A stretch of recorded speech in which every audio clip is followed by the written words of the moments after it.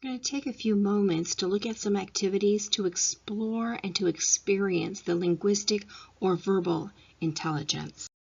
We're going to take a few moments to really do this activity with a group of 3 or more people, and we're going to look at our oral history or our oral roots.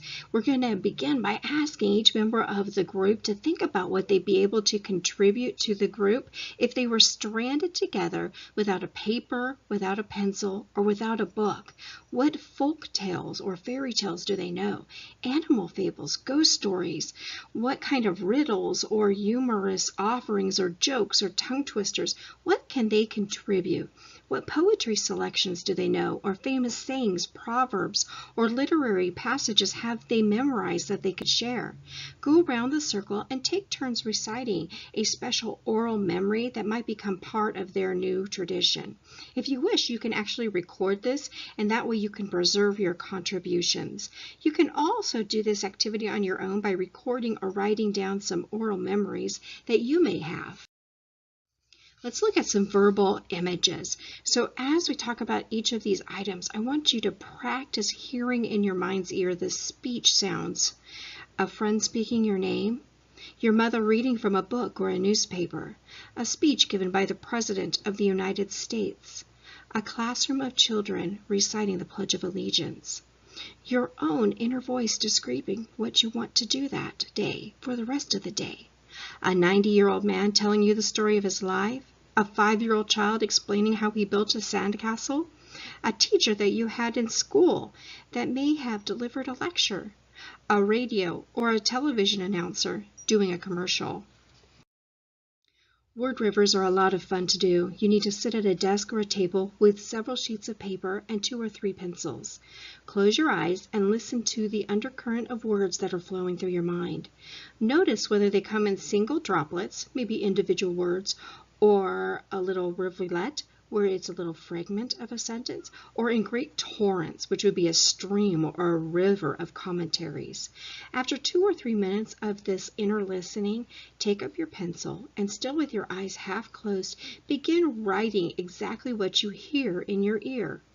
Even if you don't hear anything, write what you think you'd like to hear if you could do or hear something. Do this for at least 15 minutes. Let's look at the book collection in your life. You want to divide a sheet of paper into 4 columns.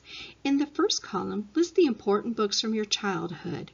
In the second column, write down 4 or 5 of the most influential books in your life. Maybe books that made you see the world in a different ways or that triggered a significant change in your life. The third column is going to include books that if you died tomorrow, you would regret you hadn't read them. And in the final column, list all the books you've read in the past 12 months. You may want to have a friend do this as well, and then you talk about your experiences with books. Use this as a basis for thinking about how you'd like to shape your future reading habits. Let's look at some reading. Select a book that you've enjoyed in the past or one that you'd like to spend some quality time with now. As you read, note words and phrases that really delight you. They're delicious to you. Say these to yourself under your breath or out loud, and if a passage is unclear, take the time to reread it slowly and refer back to previous pages if necessary in order to clarify it. Allow yourself to access other intelligences as you read, visualizing scenes, feeling physical sensations, hearing nonverbal sounds or music referred to in the book, feeling and expressing emotions, and so forth. If you feel like using a marker to underline a favorite passage or 2, do so. Take as much time as you need in this activity. Let's look at some word archaeology. Write down some unfamiliar words from your reading on a sheet of paper, or you may want to keep a writer's notebook. Select a word that is particularly interesting to you and go for an archaeological expedition. Look up the word in the Oxford English Dictionary. This multi-volume work traces the origins of words and provides examples throughout the history of English literature, showing how a word has evolved over time.